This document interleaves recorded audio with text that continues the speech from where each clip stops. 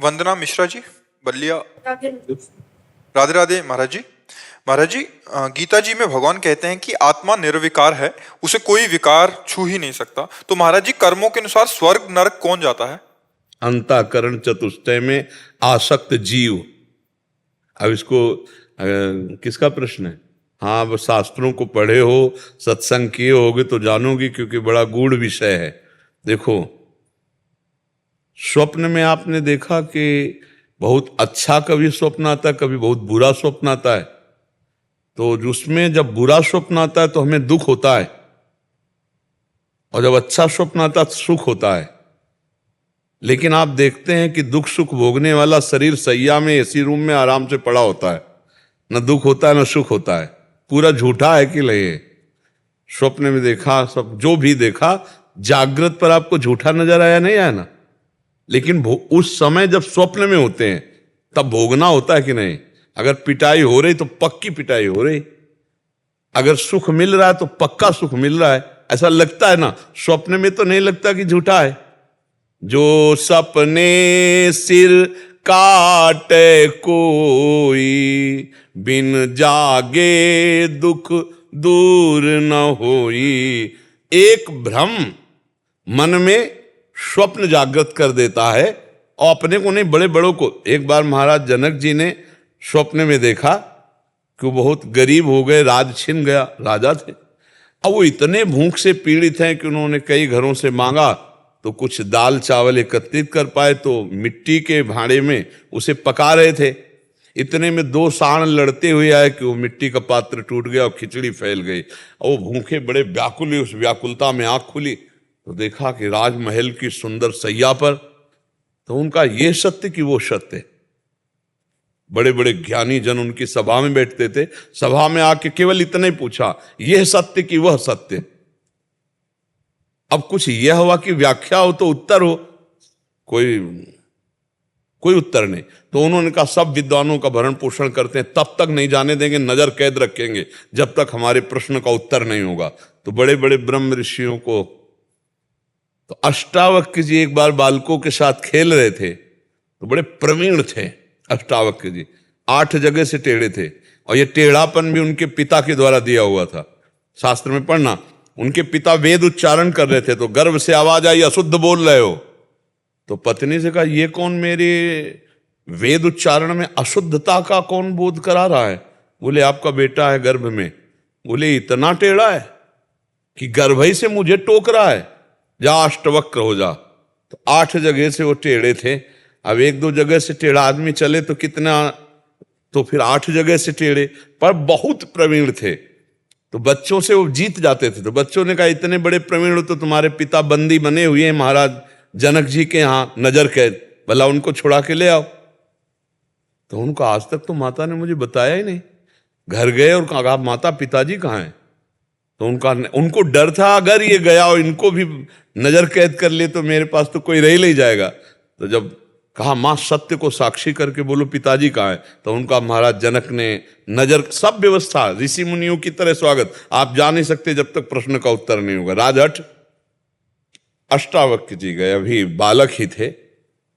जे सभा में देखा तो सब हंस पड़े। तो अष्टावक्र जी मंच में जब कहा, मैंने तो समझा था ज्ञानियों की सभा है, लेकिन यहां तो एक भी ज्ञानी नहीं है। तो उनका, आप ऐसा कैसे कह सकते हैं हमारी सभा को? राजा जनक जी से बोले, हंसे क्यों? तो बोले, आपके अंग 8 जगह से टेढ़े हैं। हाँ, तो यहां आत्मदर्शन करने वाला कोई नहीं है। या मांस चमड़ा और हड्डी देखने वाला क्या ज्ञानी कहा जाता है? क्या मांस चमड़ा और हड्डी देखने वाला ज्ञानी कहा जाता है? ज्ञानी आत्मदर्शन करता है। क्या आत्मा टेढ़ी मेढ़ी है? क्या आत्मा का यह स्वरूप है? सब चुप। हाँ बोल जनक, तेरा क्या प्रश्न है? बड़े बड़े ऋषियों को बंदी बना रखा है, नजर कैद, क्या प्रश्न है? बोले, यह सत्य कि वह सत्य? बोले, ना यह सत्य ना वह सत्य। जब तू जागृत में हुआ तो तेरा स्वप्न सत्य हो गया, और जब तू स्वप्न में था तो जागृत असत्य था। जो एक ही क्षण में असत्य हो जाता है, वो सत्य कैसे हो सकता है? ना ये सत्य ना वो सत्य। कूद पड़े सिंहासन से, चरणों में गिरे। अष्टावक्र जी जनक जी के गुरु है। अष्टावक्र जी, अष्टावक्र गीता का उपदेश किया उन्होंने। तो देखो, आत्मस्वरूप निर्विकार और बंधन मुक्त है। पर वही आत्मस्वरूप जानबूझ के बंध गया। क्या? मैं स्त्री, मैं पुरुष, ये देह भाव। इसके अंदर अंतःकरण सूक्ष्म शरीर है, तो स्थूल शरीर तो छूट जाता है और सूक्ष्म शरीर में आसक्त हुआ जीव कर्मानुसार नरक और स्वर्ग को भोगता है। निर्लेप है पर आसक्त हो गया, इसलिए भोगना पड़ रहा है। यही बंधन है। यद्यपि मृषा, गोस्वामी तुलसीदास जी करे, पर छूटत कठिन है। आत्मस्वरूप को न कभी बंधन हुआ है न कभी होगा, लेकिन इस शरीर से ममता हो गई। इसके ममता के कारण, अज्ञान के कारण पाप कर्म बन गए, पुण्य कर्म बन गए। अब दोनों को जबरदस्ती ना भोगता होते हुए भी भोगना पड़ेगा। कैसे भोगना पड़ेगा? जैसे स्वप्न में स्थूल शरीर सैया में पड़ा है, पर हमने बुरा स्वप्न देखा, पिटाई हो रही, तो चीख पड़ते हैं लोग, वो ऐसे ही डंडा पड़ता है, बिल्कुल झूठा, न डंडा, न मारने वाला, न वहां मरने वाला, कोई नहीं होता, एक मन केवल होता, सब पूरी सृष्टि मन ने कर ली। ऐसे ही स्वर्ग नरक है। आत्मा को कभी कोई कष्ट न था, न है, न रहेगा, न बांध सकता है, न बंधा है। पर यह ज्ञान तब होगा जब शरीर आसक्ति से रहित हो जाओ, सब कर्मों को विध्वंस कर दो, तब तुम अपने स्वरूप को जान जाओगे। जब अपने स्वरूप को जानोगे तो निर्विकार चिदानंदमय आपका स्वरूप है, और जब तक ये जानोगे नहीं तब तक पिटोगे। अब देखो, बात चाहे जितना करो, ईमानदारी से देखो तो आप अपने को स्त्री मान रहे हैं, आप अपने को पुरुष मान रहे हैं, ना, तो फिर आपको भोगना पड़ेगा।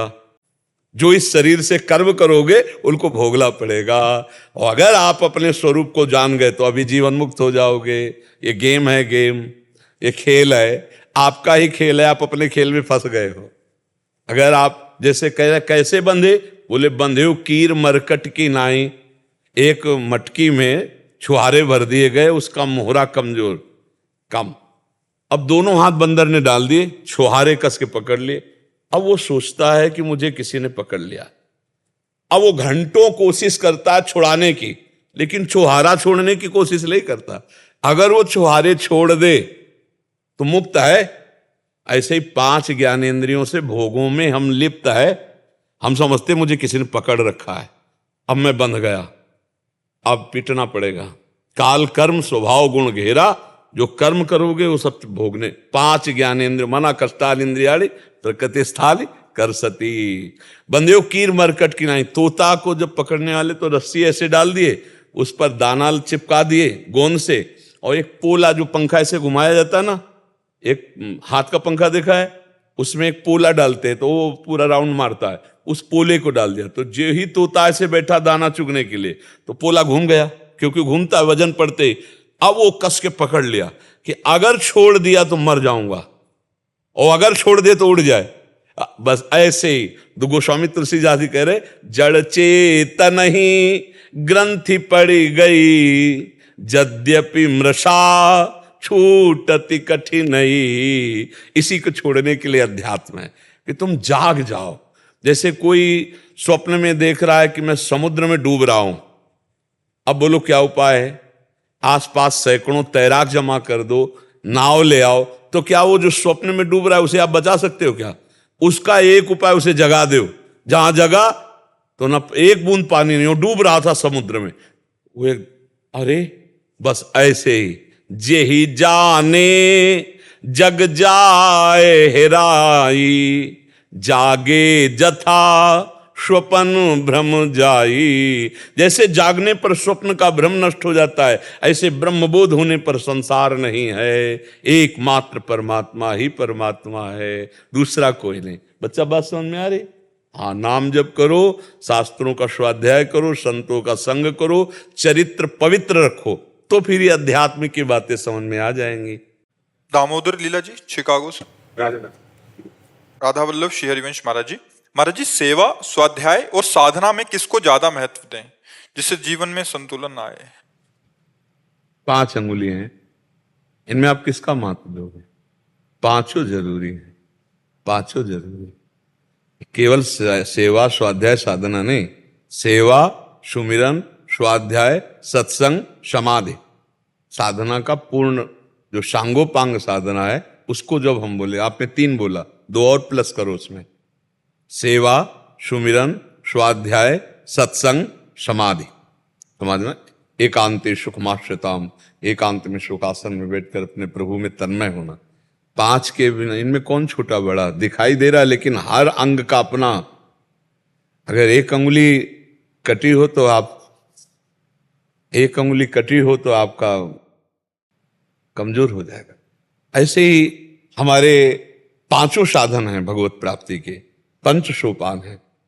पहला है जो वेदो नित्य मधीयताम, शास्त्र नित्य स्वाध्याय करना चाहिए, आवश्यक है। इसमें ये नहीं कि कौन बड़ा कौन छोटा, नहीं। जैसे हम पंच सकारण चूर्ण बनाए पेट के लिए तो हमें अनुपान से डालना ही होगा उसको, उसमें कोई छोटा बड़ा नहीं है, क्योंकि वो औषधि है। तो वेदो नित्य मधीयताम, नित्य हम शास्त्र स्वाध्याय करें। संगा सत्सु विधीयताम, जो शास्त्र स्वाध्याय है वो सफल तभी होगा जब शास्त्र के अनुसार चलने वाले संतों का संग होगा। नहीं तो अपनी मति के अनुसार शास्त्र पकड़ पाओगे। शास्त्र का रहस्य तो संतों से समझ में आता है। तो संगा सत्सु विधीयताम, संग किनका करे? जो सत्य मार्ग में चल रहे हैं, जिनके वचन सत्य, जिनका मनन सत्य और जिनके आचरण सत्य। मन में कुछ और, वाणी में कुछ और, वो पाखंड ड्रामा से नहीं। संगा सत्सु विधीयताम, जो सत्य चल रहे, सत्य ही जिनका आचरण है, सत्य ही जिनकी वाणी है, ऐसे संतों का हमें संग मिले। वेदों का नित्य स्वाध्याय और संतों का संग। वेदो नित्य मधीयताम, संगा सत्सु विधीयताम, महावाक्यार्थस्य विचारिताम, सुमिरन के अंतर्गत आता है। जो तुम्हें गुरुमंत्र मिला है, जो नाम मिला है, जो संतों ने महावाक्य बोले, उनका एकांत में सुमिरन करना चाहिए। तो स्वाध्याय, सत्संग और सुमिरन। फिर हमारे जीवन में भोजन का बहुत बड़ा प्रभाव है। 5वें साधन तक पहुंचने के लिए लिखा क्षुध व्याधि चिकित्सताम, भिक्षान्नम औषधम। विरक्त है तो भिक्षान्न के द्वारा अपनी क्षुधारूपी व्याधि की चिकित्सा करे, क्योंकि सेवा के लिए शरीर पुष्ट होना चाहिए ना। तो सेवा की जब बात आती है तो उसमें कह रहे हैं कि गृहस्थ है तो धर्म पूर्वक कमाए हुए धन से अपने शरीर को बल प्रदान करे, और विरक्त है तो भिक्षान्नम औषधम, 5 घरों के द्वारा मधुकरी मांग करके उससे उदर, और कैसा? औषधि की तरह। आहार जितना उचित हो उतना करना चाहिए, ना तो कम और ना ज्यादा।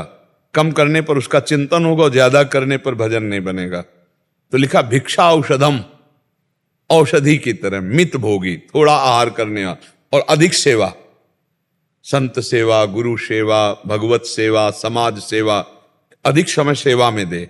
क्योंकि हमारा शरीर है ना, शरीर से अपराध बने हैं, तो जब सेवा में रहेगा तो शरीर पवित्र हो जाएगा। तो स्वाध्याय, सत्संग, सुमिरन, सेवा। अब आती समाधि। समाधि का मतलब कुछ समय ऐसा 24 घंटे में होना चाहिए, चाहे 40 मिनट ही सही, कि हम एकांत शांत बैठ गए और भगवान के ध्यान में डूब रहे हैं। मन जहां जा रहा है बार बार हटाकर भगवान में लगा रहे हैं। तो अभी चित्तवृत्ति का निरोध हम समाधि के लिए कर रहे हैं, और समाधि का मतलब एकाकार होकर भगवान में डूब जाना। 5 मिनट से ही शरीर की शुद्धि भूल जाए और भगवान की ध्यान स्मृति में डूब जाए, ऐसी समाधि। जागते हुए भी सुसुप्ति की अवस्था, जैसे सुसुप्ति में कोई चिंतन नहीं रहता, ऐसे जागते हुए केवल भगवान के सिवा कोई चिंतन न रह जाए, उसे समाधि कहते हैं। तो ये 5 सूत्र है। आपने 3 कहा ना, साधना के 5 साधन पंचक कहते हैं। वेदो नित्य मधीयताम, संगा सस्तु विधीयताम, महावाक्यार्थस्य विचारिताम, क्षुधि व्याधि चिकित्सिताम, एकांते सुख मास्यताम। इनके 5 श्लोक हैं अलग अलग। उसको हिंदी भाषा में हम वर्णन करें कि स्वाध्याय शास्त्रों का, संतों का सत्संग और सुमिरन और समाज सेवा, भगवत सेवा, ठाकुर सेवा, और इसके बाद एकांत में बैठ करके भगवान के ध्यान में डूबना। ये 5 हैं, बराबर 5 की जरूरत है। हम हर समय इन्हीं 5 में अपने मन को लगाएं तो प्रपंच से मुक्त हो जाएंगे। साधनाभ्यास है ना ये, तो 5 समझ गए ना, इसे साधन कहते हैं। साधना कोई अलग चीज नहीं है। सेवा, सुमिरन, स्वाध्याय, सत्संग, समाधि, इसी में विचरण करना साधना कही जाती है।